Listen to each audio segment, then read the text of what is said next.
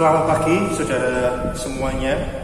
Sebelum kebaktian pagi ini kita mulai, ada beberapa warta lisan yang kami sampaikan.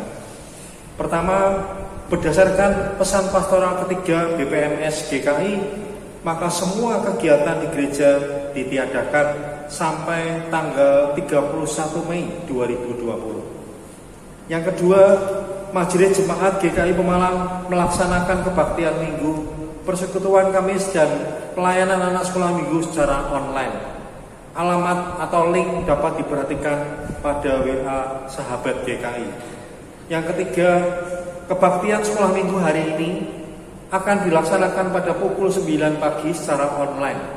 Mohon dukungan para orang tua. Demikian warta lisan hari ini. Warta selengkapnya dapat saudara perhatikan dan di WA Sahabat GKI. Selamat memasuki ibadah bersama keluarga tercinta. Tuhan Yesus memberkati. Selamat pagi jemaat dikasih Tuhan. Untuk mengawali kebaktian pagi hari ini, saya undang kita berdiri. Kita akan menyanyi dari PKJ 13 bait 1 dan 3. Kita masuk rumahnya.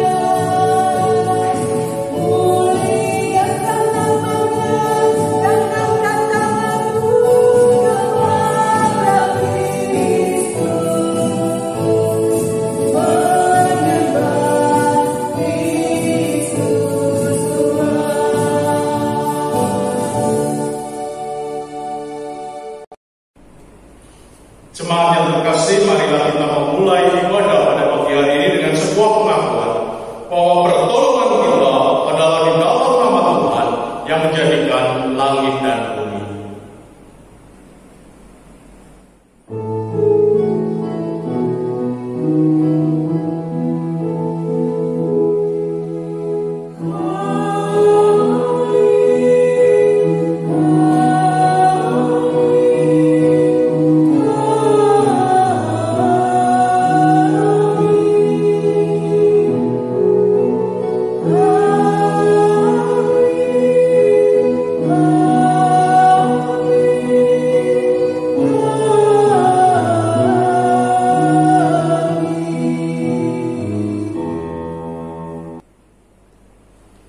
Tuhan beserta saudara.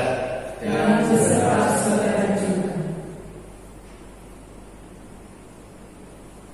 Selamat pagi dan salam sejahtera bagi kita semua. Saudara yang terkasih, tema perenungan firman Tuhan pada saat ini adalah hidup yang dibagi oleh Sang Firman.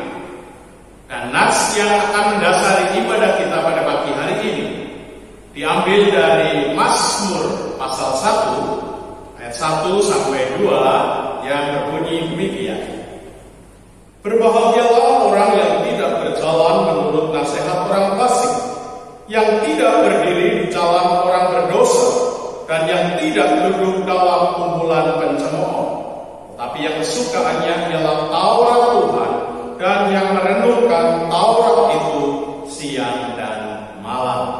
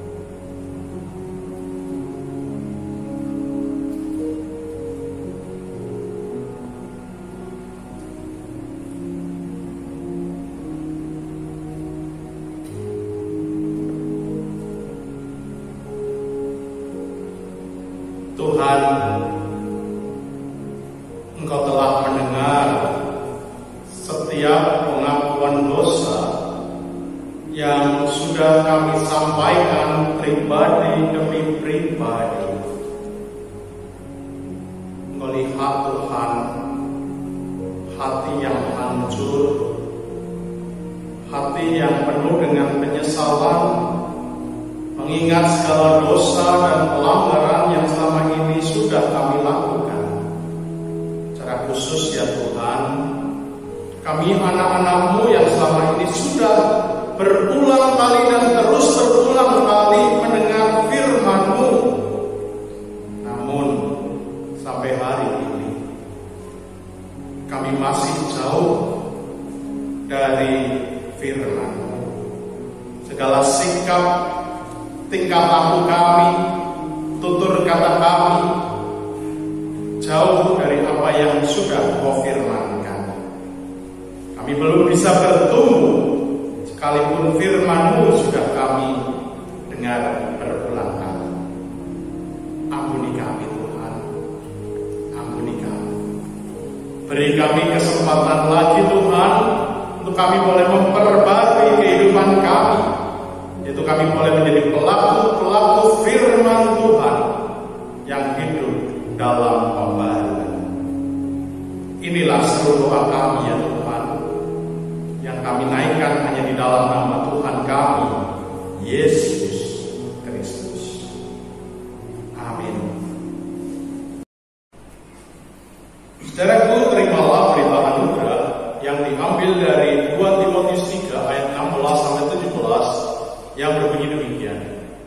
Segala tulisan yang diilhamkan Allah memang bermanfaat untuk mengajar, untuk menyatakan kesalahan, untuk memperbaiki kelakuan, dan untuk mendidik orang dalam kebenaran.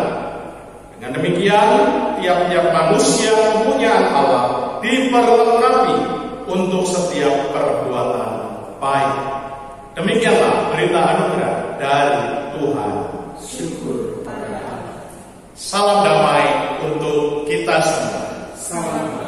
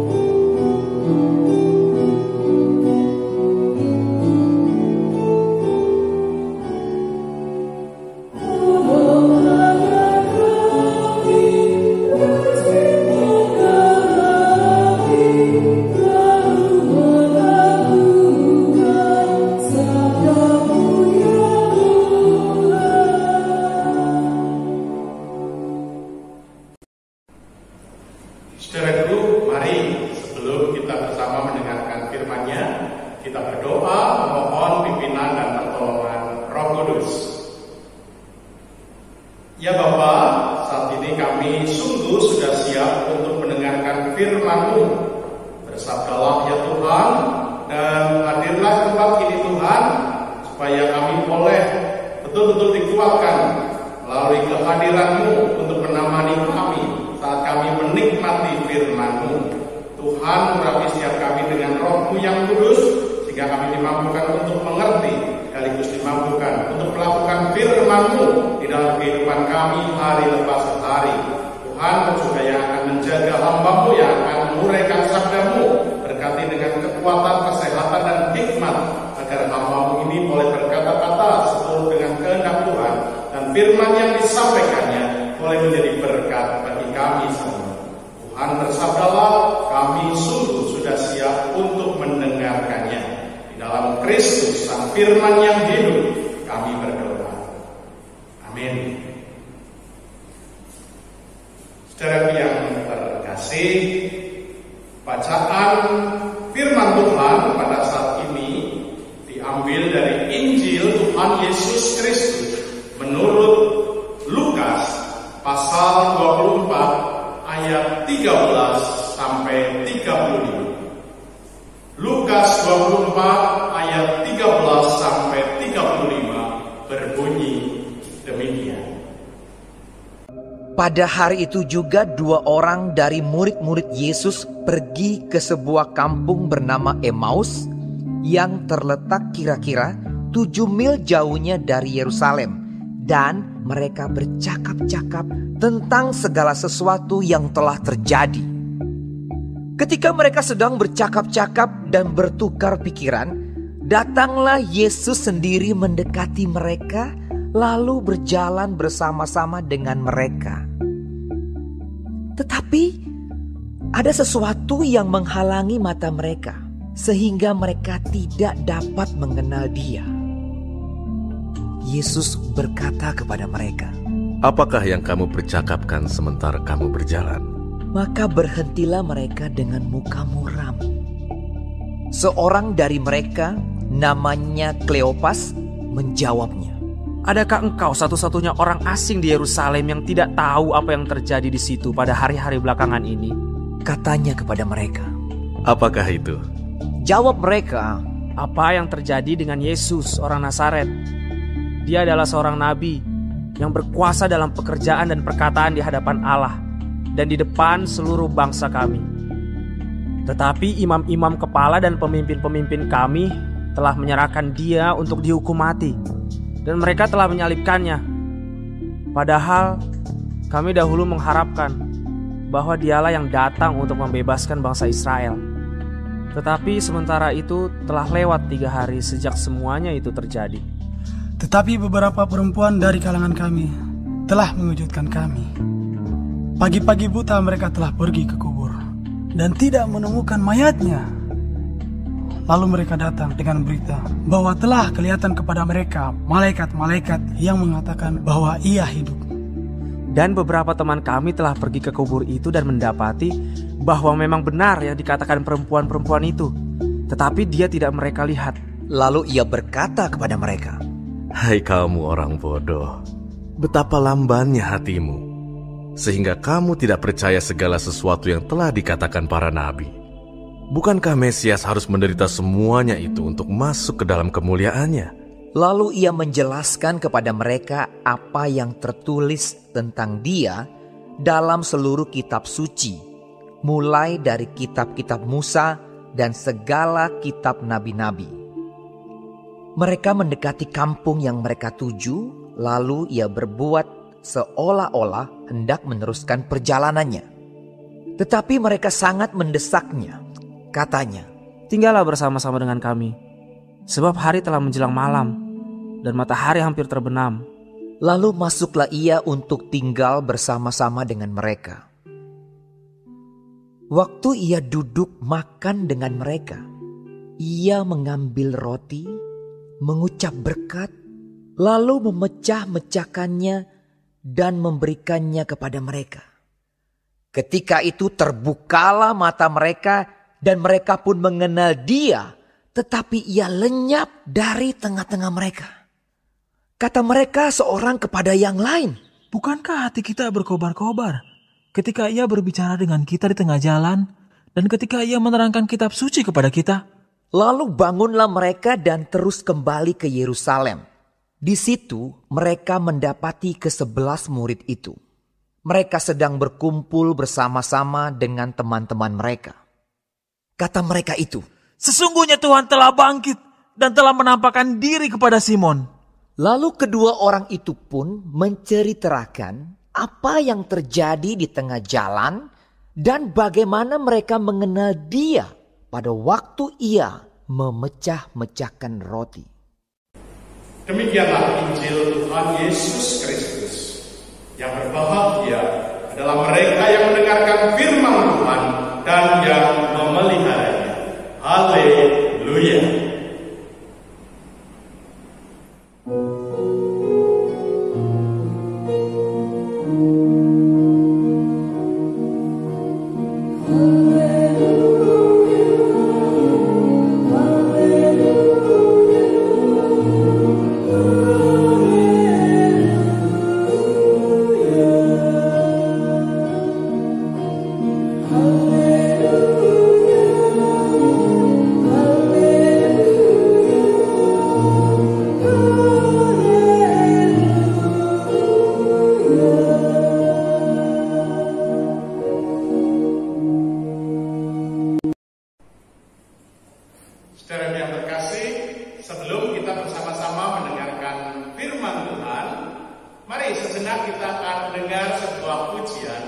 dari Yere. Saya persilahkan Yere.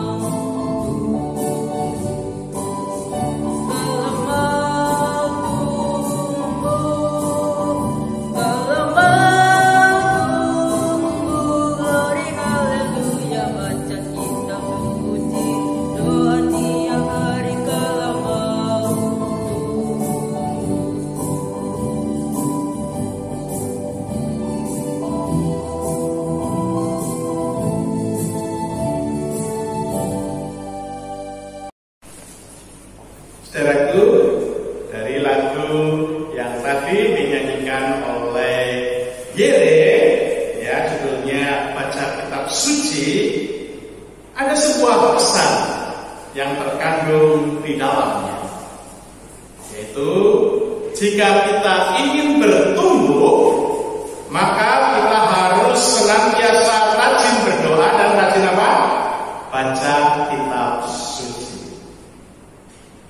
Namun saudaraku, menurut saya, jika hanya berdoa dan hanya membaca kitab suci, bahkan sekalipun semuanya itu dilakukan setiap hari, semuanya belum cukup. Ya, belum cukup. Mengapa saudara?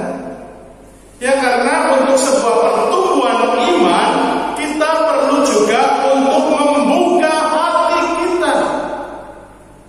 Percuma kita setiap hari rajin berdoa, rajin baca Alkitab, tetapi kita masih memeraskan hati, alias hati kita masih enggan untuk mempersilahkan Tuhan masuk di dalamnya. Lihatlah saudaraku, hal tersebut juga terjadi kepada dua orang murid Yesus yang pada saat itu sedang dalam perjalanan menuju ke Emmaus, seperti yang dikisahkan di dalam bacaan kita hari ini. Sebagai murid Yesus, mestinya dia selama ini paling tidak dalam kurun waktu 3 tahun mereka telah bersama-sama dengan Yesus dalam keadaan suka maupun dalam keadaan duka. Mereka ada bersama-sama dengan Yesus. Jadi mestinya mereka juga telah sangat mengenal siapa Yesus.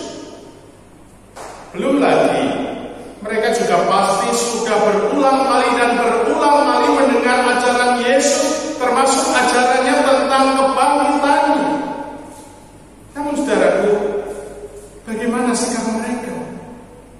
Apakah mereka telah mengalami pertumbuhan iman? Ternyata belum, saudaraku. Ya, belum. Mereka belum mengalami pertumbuhan iman. Kita bisa melihat dari sikap yang ditunjukkan oleh kedua orang murid Yesus tadi. pasca kematian Yesus? Ya, yang pertama, mereka begitu kehilangan harapan, bahkan apatis untuk melanjutkan kehidupan mereka setelah mereka mendapati realita. Bagaimana guru mereka ataupun yang selama ini menjadi pemimpin mereka ternyata harus mati. Bahkan mati dengan cara yang begitu mengenaskan, disalib seorang penjahat besar. Alhasil, mereka yang seharusnya tetap berada di dalam sebuah persekutuan dengan para murid yang lain, justru mereka kembali ke kampung halamannya, yaitu ke Emmaus. Sungguh saudaraku, mereka tidak percaya apa yang telah disampaikan oleh para perempuan yang memberitakan bahwa Yesus sudah bangkit. Jadi, karena mereka sama sekali tidak mau membuka hati mereka, alias mereka terus saja mengeraskan hati, maka kabar apapun, apalagi kabar tersebut disampaikan oleh para perempuan yang notabene sampai sekarang mereka juga suaranya, ya, kaum perempuan ini kurang mendapatkan perhatian. Maka saudaraku, kedua murid Yesus tersebut pun sama sekali tidak percaya. Mereka lebih memilih untuk meninggalkan persekutuan, lalu pergi ke kampung halaman mereka. Siapa tahu ada sesuatu yang bisa dikerjakan di sana.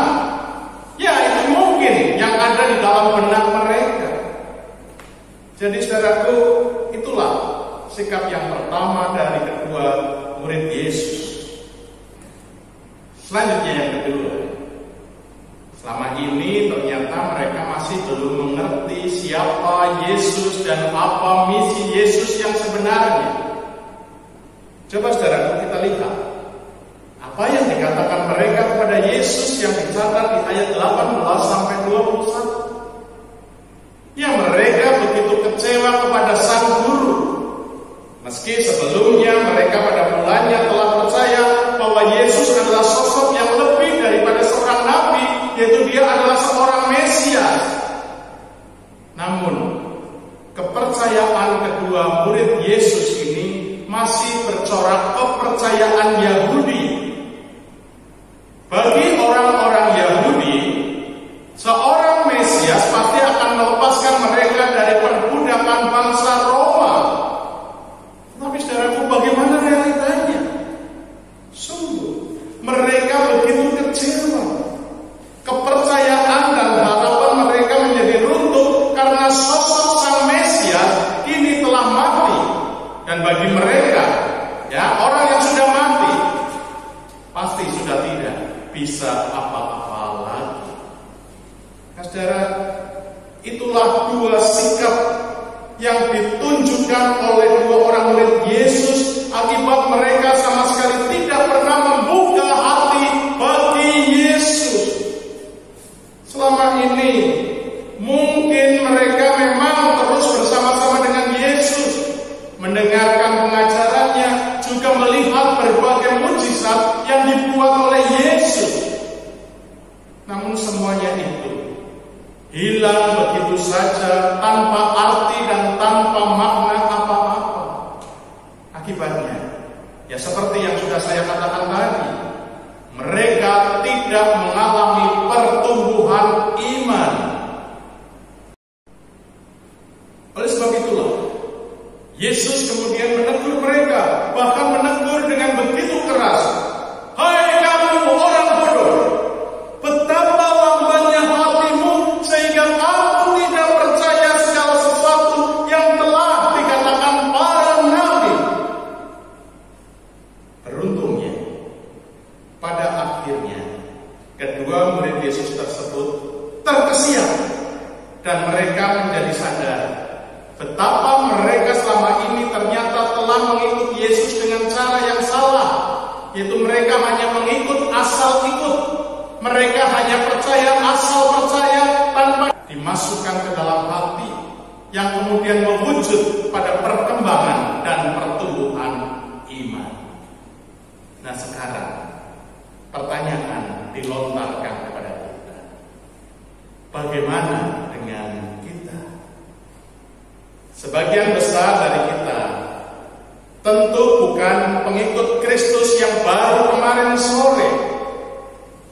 Ya, sebagian besar dari kita telah mengikut Kristus sekian lama, bahkan mungkin sudah puluhan tahun, bahkan ya ada yang baru berolah saja sudah menjadi Kristen. Namun saudaraku, apakah kita sudah menjadi pengikut Kristus yang sejati? Atau kita ini pengikut Kristus yang asal-asalan, hanya sebagai status dan administrasi formal belaka? Mari saudaraku, kita tanyakan kepada diri kita masing-masing. Dan sebenarnya saudaraku, semuanya itu ada alat ujinya kok. Apakah kita sudah benar-benar menjadi pengikut Kristus, ya, atau belum? Salah satu alat ujinya adalah waktu serta keadaan ataupun kondisi kehidupan yang kita alami. Secara khusus ketika kita harus diperhadapkan pada masalah-masalah kehidupan. Dan saudaraku, pada dasarnya pada saat ini, di mana pandemi COVID-19 telah meluluh lantakan kehidupan manusia di bumi ini, sebenarnya juga dapat menjadi alat uji bagi kita. Apakah kita ini sungguh telah menjadi pengikut Kristus yang sejati atau belum? Ya sama seperti kedua murid tadi, yang begitu saja meninggalkan persekutuan. Apakah saat ini kita, ya saking susahnya menjalani kehidupan ini akibat pandemi COVID-19, kita sudah kemudian meninggalkan persekutuan lalu mencari cara ataupun jalan dengan kekuatan dan pikiran kita sendiri? Ya memang secara fisik kita saat ini belum bisa hadir, ya, bersekutu bersama-sama beribadah di gereja, ya, ataupun bersekutu bersama-sama dengan saudara-saudara seiman kita.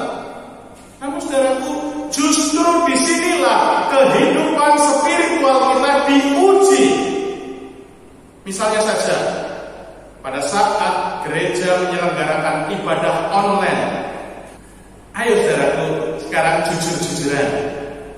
Saat ibadah online di YouTube ditayangkan, apakah kita juga telah mengikuti ibadah dengan khusyuk?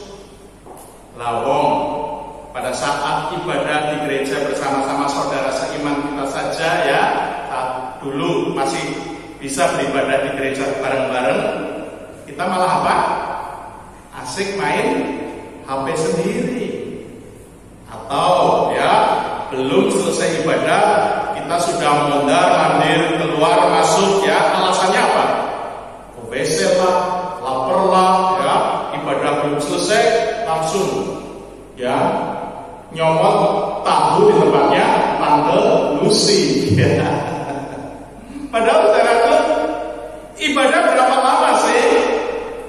Paling lama cuma 2 jam. Nah, mengapa kita tidak bisa setia, khusyuk mengikuti ibadah dari awal sampai akhir? Nah, sekarang ditambah lagi ibadah online di rumah kita masing-masing. Apakah saudara yakin telah beribadah dengan khusyuk?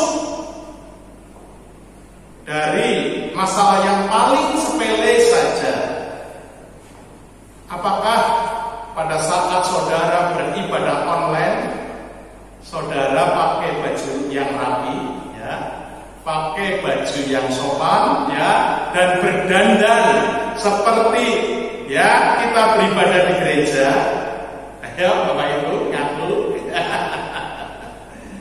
Ya saudara, ada banyak orang ketika saya bertanya seperti itu, jawabannya membuat saya begitu prihatin.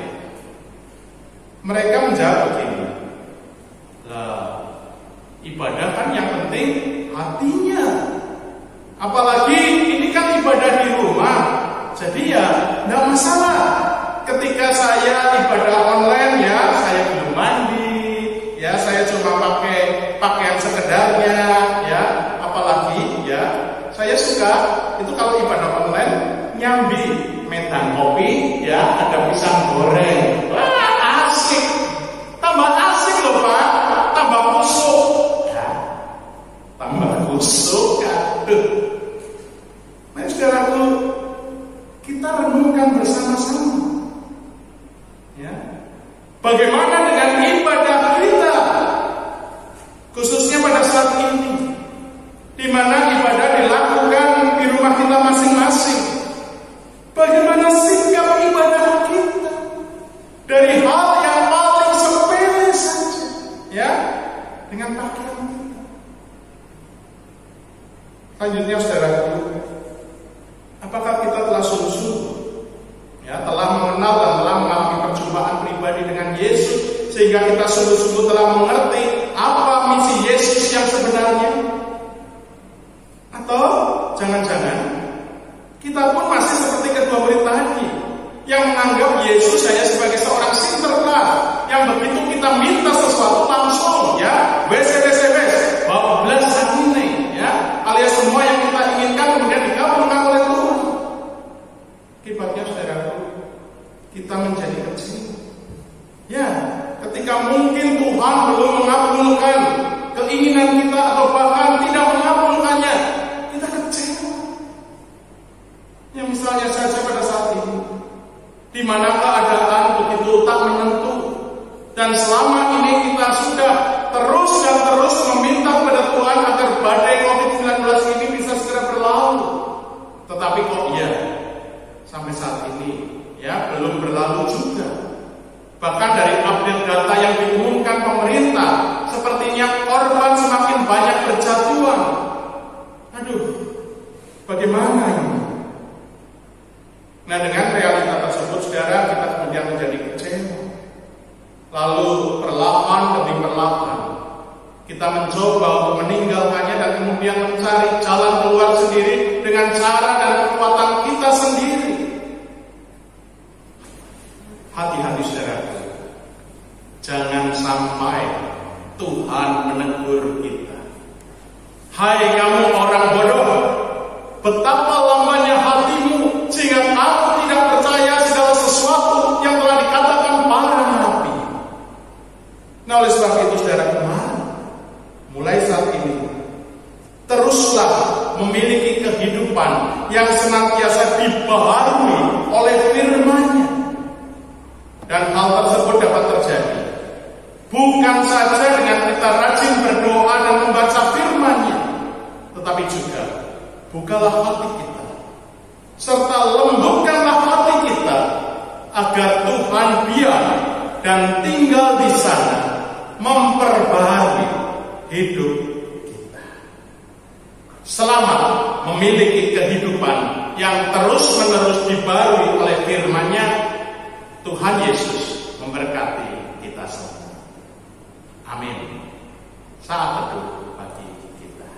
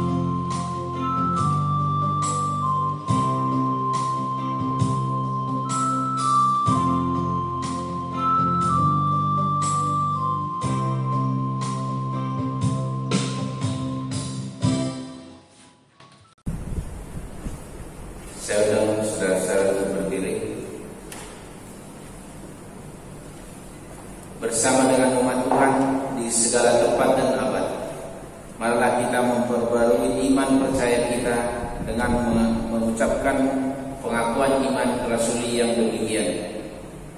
Aku percaya kepada Allah, Bapa yang Maha Kuasa, Khalik langit dan bumi, dan kepada Yesus Kristus, Anaknya yang tunggal Tuhan kita, yang dikandung daripada Roh Kudus, lahir dari anak darah Maria, yang menderita sengsara di bawah pemerintahan Pontius Pilatus, disalibkan, mati dan dikuburkan, turun ke dalam kerajaan maut.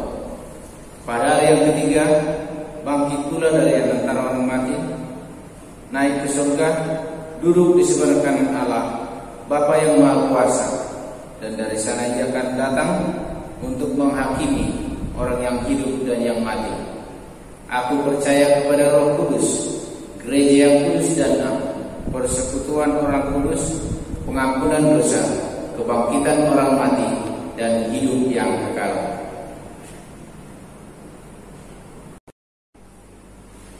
Mari saudara kita menaikkan doa-doa syafaat kita. Tuhan, sungguh kami bersyukur jikalau pada saat ini kami masih diberi kesempatan untuk mendengarkan firman yang begitu indah, firman yang menguatkan, namun sekaligus firman yang menempelak keras kami. Selama ini Tuhan, kami memang rajin berdoa, rajin membaca firman, namun Tuhan, kami masih mengeraskan hati. Kami masih belum mau membuka hati kami untuk kehadiran Tuhan di dalamnya. Oleh sebab itu Tuhan, ampuni kami, supaya dengan kami mau untuk melembutkan hati kami, hidup kami diberi, kehidupan kami boleh semakin baik, kami boleh semakin dekat dengan Tuhan, sikap, perilaku, tutur kata kami pun boleh semakin berkenan di hadapan Tuhan. Secara khusus hari-hari belakangan ini, pada saat pandemi COVID-19 telah menghancurkan banyak hal, telah meresahkan banyak orang, dan telah membuat begitu banyak tetes air mata. Tuhan, biarlah melalui firman-Mu kami dibentuk dan diberi untuk menjadi orang-orang yang semakin berhikmat, orang-orang yang semakin mengandalkan Tuhan, sekaligus orang-orang yang mau memiliki kasih seperti Tuhan. Karena pada saat ini Tuhan, ada begitu banyak orang yang mengalami kesusahan. Saat ini Tuhan, banyak pengangguran, usaha ataupun bisnis menjadi lesu. Dan saat ini Tuhan, apapun yang dilakukan oleh banyak orang sering mendapatkan halangan dikarenakan kami meminimalisir untuk berinteraksi dengan yang lain, padahal kami adalah makhluk sosial. Oleh sebab itu Tuhan, kuatkan kami. Biarlah Tuhan menuntun kehidupan kami, sehingga kami boleh berlaku hikmat seturut dengan kehendak Tuhan. Tuhan, pada saat kami menaikkan doa salat ini, kami pun teringat ada begitu banyak saudara kami yang kesusahan. Tuhan, tolonglah mereka. Tuhan yang akan memelihara kehidupan mereka, Tuhan yang akan mencukupkan mereka. Yang sakit Tuhan sembuhkan, yang saat ini berduka cita Tuhan hibur, dan yang saat ini mengalami kesusahan Tuhan tolong. Tuhan, saat ini kami pun teringat akan saudara kami, Bapak Dr. Broto. Tak jemu-jemunya kami berdoa untuk beliau. Berkati beliau, beri kekuatan, kesabaran, dan Tuhan, kami percaya Engkau pasti akan memberi yang terbaik untuk Bapak Dr. Broto. Tuhan, kami pun mau berdoa untuk gereja-Mu dimanapun berada, secara khusus gereja-Mu di tempat ini GKI Pemalang. Engkau tahu bagaimana keadaannya setelah pandemi COVID-19 ini terjadi. Kami sudah tidak melakukan ibadah di gereja seperti biasa. Kegiatan gerejawi juga semuanya diliburkan. Tuhan tetap jaga jemaat. Walaupun mungkin saat ini pembinaan iman dilakukan secara online, biarlah itu semua juga boleh menjadi kekuatan mereka, juga boleh menjadi pembelajaran mereka, sehingga jemaat Tuhan di tempat ini pun boleh terus bertumbuh walaupun tidak berinteraksi dalam kegiatan gerejawi seperti hari-hari yang lalu. Tuhan cukupkan, Tuhan beri kekuatan, kesehatan, panjang umur dan berkat yang melimpah bagi jemaat ini. Tuhan ajar kami juga, baik secara pribadi maupun sebagai gereja, untuk boleh berbagi pada orang-orang yang membutuhkan, pada orang-orang yang saat ini mengalami kesusahan. Ajar kami Tuhan untuk mau berbagi dalam keterbatasan kami. Tuhan, saat ini kami pun berdoa untuk kehidupan hari-hari belakangan ini, di mana ada begitu banyak orang yang suka mengambil kesempatan dalam kesempitan. Ada orang yang suka bermain di air keruh. Ada orang yang mau mencari keributan. Tuhan, beri hikmat bagi mereka.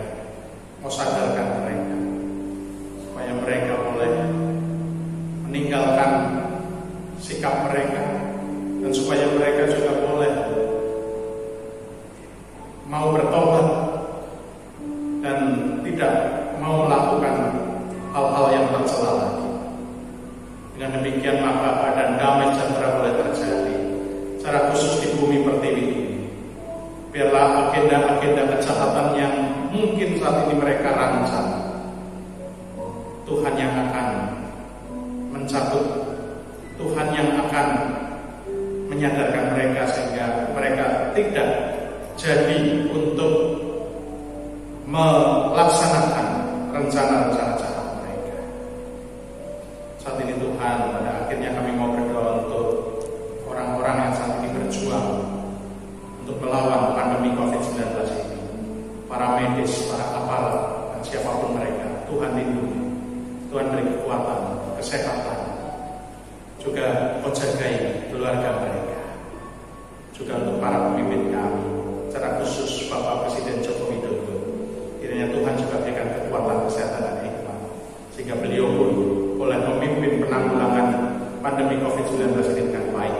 Dan pada akhirnya pandemi COVID-19 ini boleh segera berlalu dari negara kami, dari bumi pertiwi kami, dan juga dari bumi kami. Terima kasih Tuhan. Tetap jagai kami, tetap bentengi kami, tetap berkati kami. Terima kasih ya Tuhan. Hanya di dalam kasih Tuhan Yesus kami berdoa. Amin. Bapak Ibu Saudara yang terkasih, marilah kita menyatakan syukur dengan memberikan persembahan sambil mengingat firman Tuhan dalam Mazmur 30 ayat 5. Nyanyikanlah mazmur bagi Tuhan, hai orang-orang yang dikasihinya, dan persembahkanlah syukur kepada namanya yang kudus. Marilah kita memberikan persembahan, di mana kali ini kita dapat memberikannya melalui transfer ke rekening BCA atas nama Gereja Kristen Indonesia Pemalang, nomor rekening 132 099 3993 seperti yang ditayang di bawah ini. Atau bagi jemaat yang tidak sempat transfer, uang persembahan dapat dimasukkan ke amplop putih dan diserahkan kepada majelis saat ibadah sudah memungkinkan untuk dilaksanakan di gereja. Atau persembahan bisa dibawa ke kantor gereja mulai dari Selasa sampai Sabtu jam 9 sampai jam 12.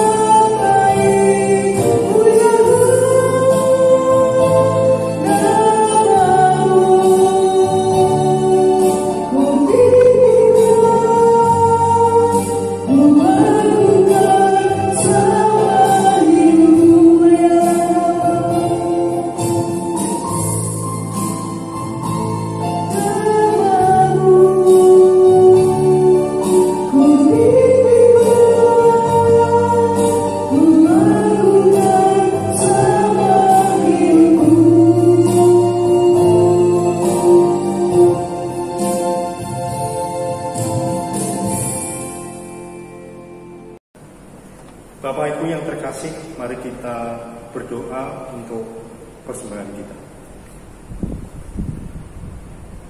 Kami bersyukur kepadamu Bapa untuk kasih karunia-Mu, untuk berkat-Mu yang selalu kami terima, dan bahkan kami nikmati hingga hari ini.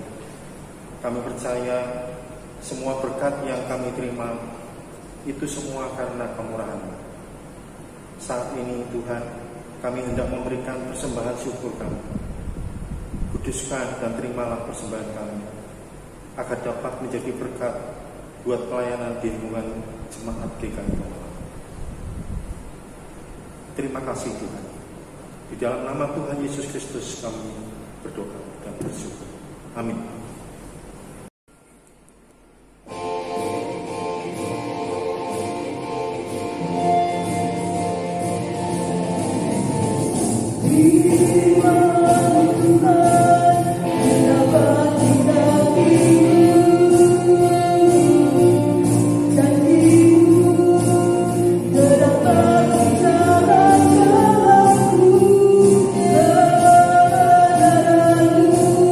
Thank you.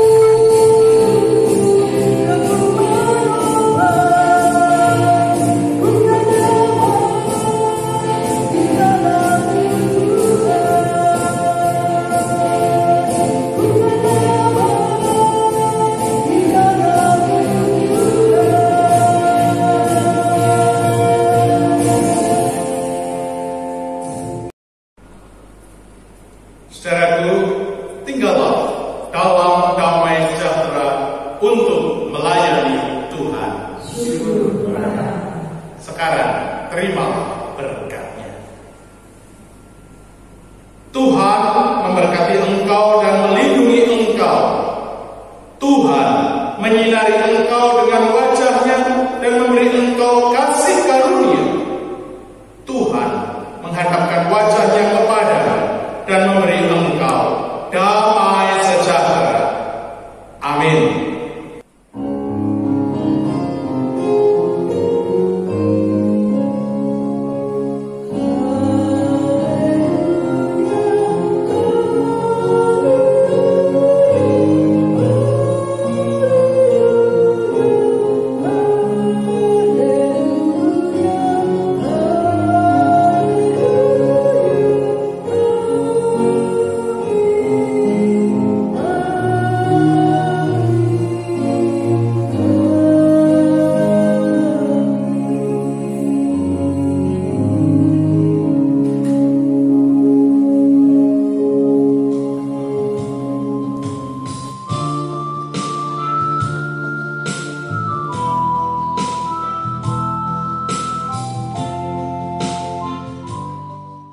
Ibadah kita pagi hari ini telah usai.